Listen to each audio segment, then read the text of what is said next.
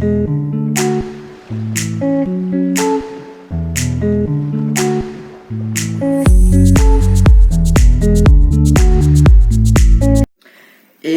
mes amours, j'espère que vous allez bien. Aujourd'hui on se retrouve pour une nouvelle vidéo. Et aujourd'hui on va réaliser un baume après soleil. Alors, ce qui est vraiment drôle, c'est que moi quand je trouve le temps de filmer, il fait moche. C'est pas une blague, il fait pas beau hein. Je sais pas si vous verrez bien mais il fait pas beau hein. Ah il fait pas beau hein, il pleuviote, il fait moins 40. C'est... Ouais, on est au mois de juillet, ouais. Non, quand je filme cette vidéo, on est bien le... Attendez, on est bien le 16 juillet 2020. Et il fait moins 40 dehors. Oui. Non mais oui. Donc aujourd'hui, on va réaliser un baume après soleil. PTDR. Bien sûr, j'irai en montagne cet été, en vacances et... vous savez très bien que en montagne, le soleil, il tape, ça remet, voilà. Donc, pour éviter quelques petits désagréments de grattage, brûlage, etc., on va réaliser un baume après soleil rafraîchissant. Ce baume après soleil, il ira dans la continuité de la gamme Summer Vibes avec le gel douche que vous aviez vu. Donc, voilà.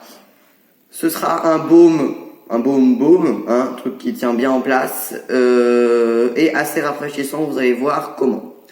On va tout de suite passer aux ingrédients. Vous allez avoir besoin de 8 g de cire émulsifiante numéro 3 ou 8%. Je sais qu'il y a certaines personnes qui aiment bien que je donne les quantités en pourcentage, donc je le fais aussi. 2% ou 2 g d'alcool cétéarylique, j'en fais pour 100 ml.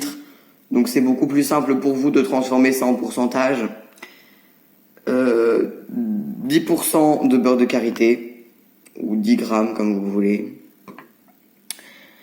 5% ou 5 grammes d'huile de coco. Ensuite, alors on va faire un truc assez bizarre. Moi je n'ai pas d'hydrolat de menthe. Non. Parce que les hydrolats, je trouve que ça se met trop à une utilisation très particulière, à laquelle on fait très peu d'utilisation, donc clairement moi des hydrolats j'en achète très peu ou en très petite quantité. Mais là, comme on veut que ce soit rafraîchissant, si vous n'avez pas d'hydrolat de menthe comme moi, vous prenez de la menthe marocaine ou de la menthe verte comme vous voulez, c'est la même chose. Et on va avoir besoin de 75% d'eau, donc on va mettre là-dedans, on va le foutre à bouillir, et une fois que ce sera froid, ça donnera de l'eau infusée à la menthe. Voilà.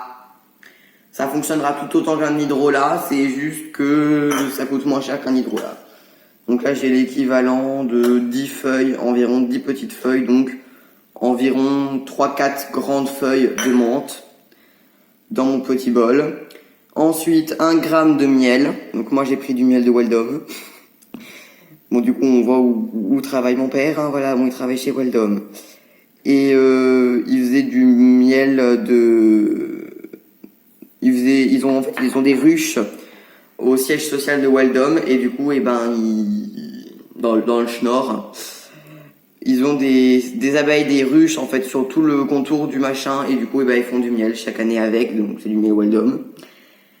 1 g de protéines, de phytokératine liquide ou de phytokératine normale, donc 1%.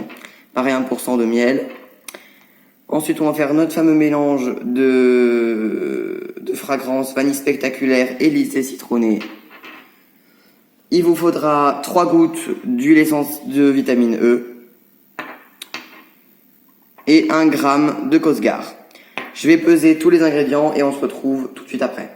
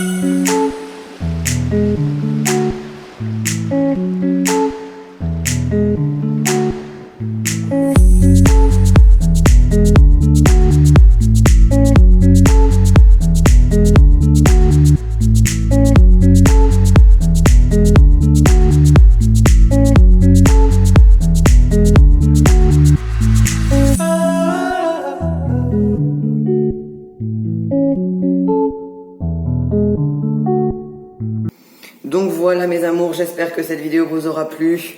La recette elle est géniale, je vais vous montrer un petit peu la texture qui est top. Donc c'est un baume qui reste bien en place mais qui se frotte bien sur la peau, qui s'agglomère bien sur la peau.